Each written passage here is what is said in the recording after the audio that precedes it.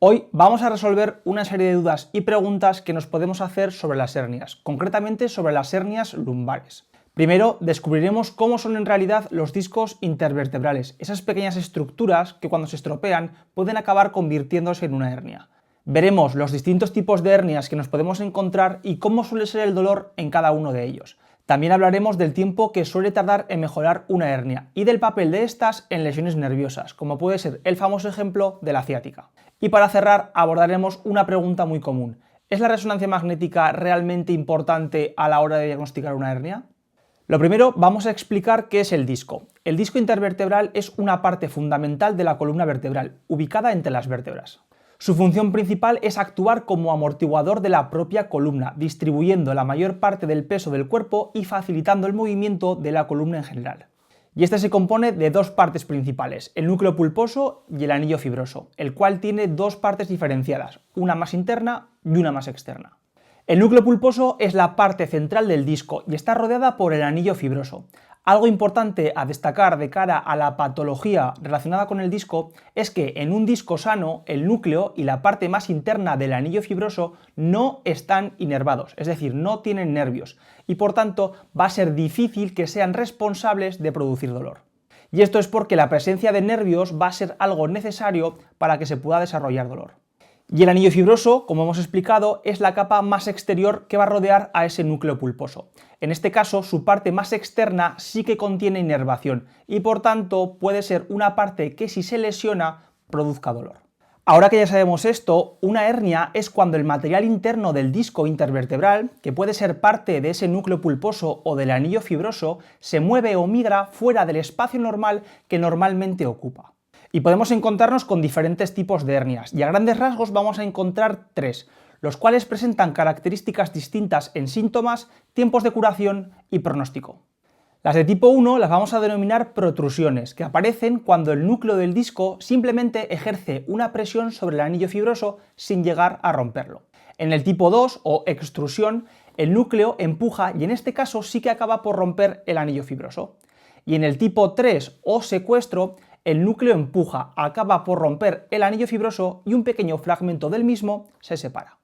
Una vez que ya sabemos qué partes se encuentran dañadas en los diferentes tipos de hernias, vamos a profundizar un poco más en esto. Y es que a grandes rasgos tenemos dos tipos de lesión. Una donde el material interno del disco no va a salir hacia afuera y solamente se ve dañado el anillo que lo rodea, como es el caso de la protrusión, y por el otro lado donde sí que hay una salida de ese núcleo hacia el exterior, como es el caso de la extrusión y de la secuestrada. Bien, porque esto es algo muy importante y que determina cómo nuestro propio cuerpo reacciona ante esos daños. Y es que nuestro sistema, ante una lesión, va a producir una serie de mecanismos para reparar un daño. Y uno de estos es la inflamación, que en este caso va a jugar un papel fundamental. Cuando ese núcleo sale hacia afuera, como hemos explicado en las hernias de tipo extrusión y secuestro, el sistema inmune trata de reparar la zona produciendo inflamación. Y debido a que es un daño o a una lesión importante, también pueden verse afectadas otras partes que no son el disco en sí, como por ejemplo los nervios. Así pues, en la zona se crea un ambiente de inflamación que produce mucho dolor. Por otro lado, y en el caso de la protrusión, no hay salida de ese material del núcleo y por tanto la respuesta inflamatoria es mucho menor. El dolor en este caso procede especialmente de la lesión del anillo que rodea al núcleo, ya que como recordemos su parte exterior tenía mucha inervación, pero también por lesiones en el ligamento longitudinal vertical, y todo esto va a ser suficiente como para que también tengamos un fuerte dolor. Así pues, y a modo de resumen, tenemos por un lado el dolor inflamatorio, que procede normalmente de hernias de tipo extrusión y secuestro, y por otro lado lesiones propias del disco, aunque también con una pequeña inflamación, como es el caso de la protrusión. Vale, pero ¿cómo influye todo esto en la recuperación de una hernia? Tanto la acción inmune como la inflamación que se genera juega un papel muy importante en cómo se termina curando una hernia. Aunque aparentemente las hernias extruidas y secuestradas puedan parecer más grave por el nivel de lesión que hay, la inflamación que se produce ayuda a que éstas se reabsorban y desaparezcan más pronto y en mayor porcentaje que las protrusiones. Esta imagen nos lo deja claro. Las hernias secuestradas terminan reabsorbiéndose casi de forma total, mientras que las protrusiones son las hernias con menor probabilidad. Vemos que pasados los 12-15 meses, solo un pequeño porcentaje de las protrusiones se termina resolviendo, mientras que en el caso de las extrusiones y las hernias secuestradas, la tasa de reabsorción es total. Y es que se ha reportado que la tasa de discos extruidos y secuestrados es 7,8 veces mayor que la tasa de reabsorción de los discos abultados o protruidos. Las hernias que son de tipo secuestradas tienen las tasas de reabsorción espontánea más altas, que pueden llegar incluso al 96%. Y además vemos que en los primeros meses tienen una mayor probabilidad de reabsorción si lo comparamos con la de tipo extrusión. En definitiva, a mayor nivel de inflamación, mayor proceso de reparación y mejor pronóstico a largo plazo. Pero es cierto que esto tiene un precio, y es que la inflamación va a venir acompañada de dolor bastante intenso e incapacitante, especialmente en las primeras semanas. Conforme esta inflamación se va reduciendo, también lo hace el dolor, sumado a una mejora de la función. En el caso de la protrusión, el dolor en la fase aguda es cierto que puede ser menor, pero suele dar más problemas a largo plazo, ya que la reparación de la zona no se ve tan beneficiada debido a la falta de inflamación. Por lo tanto, tendremos un menor riesgo de curación y más síntomas pasados los 6 meses. Vale, ¿qué hernias pueden dar ciática? Tanto la tipo 2, extrusión, como la tipo 3, secuestro, casi siempre van a cursar con una radiculopatía o lesión de un nervio. ¿Y esto por qué ocurre? Pues por lo que hemos comentado antes, porque la inflamación puede afectar a los nervios que están cercanos a la hernia. La inflamación que también va a afectar a un nervio se le suele denominar neuroinflamación, y lo que hace es aumentar la sensibilidad del mismo, produciendo dolor en todo su recorrido descendiendo por la pierna. Y esto es algo que quiero aclarar, y es que las lesiones del nervio en gran medida no se producen por pinzamientos o por compresiones de la hernia sobre el mismo, sino por la inflamación de la zona. Aunque la ciática es la lesión del nervio por excelencia, también puede haber otros nervios que se vean afectados. Todo ello dependerá de la altura o del nivel de la hernia. Mientras que en la ciática da dolor en la parte posterior de la hernia y baja prácticamente hasta el pie, también hay lesiones que afectan a la cara anterior o lateral del muslo. Aunque estos problemas se pueden abordar desde la fisioterapia con tratamiento conservador, va a haber una serie de síntomas o situaciones que necesiten de ser valoradas por el médico, dada su gravedad. Una es la aparición de síntomas neurológicos que progresan rápido, como una pérdida de la sensibilidad o de la fuerza que empeora día a día, y la otra es la afectación que se conoce como síndrome de la cola de caballo, que es una afectación neurológica grave, que ocurre cuando las raíces nerviosas en la parte inferior de la médula espinal se ven afectadas, y esto no solo afecta a la movilidad y a la sensibilidad de las piernas, sino también a órganos como la vejiga, donde la persona pierde el control voluntario para retener su propia orina, pudiendo orinarse encima sin darse cuenta. El dolor asociado a las protrusiones discales, frecuentemente vinculadas a un dolor del propio disco, se caracterizan por una aparición repentina y una intensidad media o alta.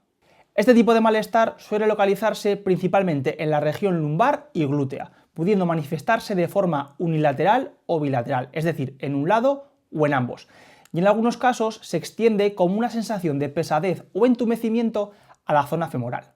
A diferencia de lesiones más graves, las protrusiones suelen presentarse sin dolor radicular, es decir, sin lesión nerviosa, ni déficits neurológicos evidentes. Y el dolor aparece a menudo por movimientos cotidianos simples que aumentan la presión interna del disco, lo cual se transmite directamente a los receptores del dolor en la capa más externa del anillo fibroso. Por el contrario, las hernias extruidas y secuestradas suelen presentar un dolor de tipo radicular o nervioso, debido a la inflamación que se produce en estos tipos de hernias. Este dolor se localiza en la espalda baja y en los glúteos, pero su característica principal es que irradia hacia la extremidad inferior, recorriendo el muslo, la pantorrilla y con frecuencia llegando hasta el pie. Los pacientes describen este síntoma como un dolor punzante, agudo y similar a una descarga eléctrica, que suele ir acompañado de sensaciones neuropáticas muy molestas, como son el hormigueo y un entumecimiento significativo del área afectada. Vale, y llegando a la parte final del vídeo, ¿es necesario hacerse una resonancia si me duele la espalda y sospecho de que tengo una hernia? Lo primero, y antes de darte mi opinión, quiero explicarte lo siguiente. Primero, que existen dolores lumbares que no tienen origen en una hernia. Por lo tanto, es importante hacer una buena valoración y ver si los signos y síntomas pueden explicar que el dolor sí que venga realmente de una hernia. Y es que, por ejemplo, un dolor articular, muscular o discal sin presencia de una hernia puede dar síntomas parecidos a los de una hernia. Segundo, la columna experimenta cambios degenerativos con la edad que no tienen por qué producir dolor. y por lo tanto si hacemos una radiografía o una resonancia, estos van a ser visibles y corremos el riesgo de hacer un diagnóstico en base a eso, siendo que en este caso no es la fuente de dolor. Incluso hay personas que tienen una hernia, pero esta no está dando dolor, es decir, es asintomática, y es posible que el dolor venga de otro lado. Y número 3. Normalmente la hernia es percibida como una lesión grave y emocionalmente puede afectar bastante a la persona. Esta puede generar miedo, evitando movimientos y reduciendo así el nivel de actividad. Ahora imagina este caso, una persona que tiene dolor articular lumbar, no es una hernia, y de primeras hacemos una resonancia. En la prueba aparecen cambios degenerativos asociados a la edad, incluso alguna hernia que puede haber estado hasta ahora sin dar ningún tipo de síntoma. El problema, ante las pruebas de imagen, se diagnostica como una hernia y las recomendaciones médicas o las medidas que toma la persona son las de no cargar peso, pasar más tiempo sentado, etc. Por tanto, tenemos una persona que está postrada, con un falso diagnóstico y con miedo e incertidumbre sobre cómo va a evolucionar todo esto. Dado que las pautas y el tratamiento no será el correcto, dado que no se ha abordado el problema real, lo más seguro es que no mejore y se valore la operación como segunda opción. Por lo tanto, ¿la resonancia es una buena opción?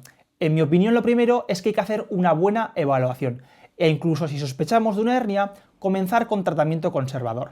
Si los síntomas no mejoran, sí que podemos valorar el hacer una resonancia y ver si todo lo que la persona siente se relaciona con lo que encontramos en la resonancia.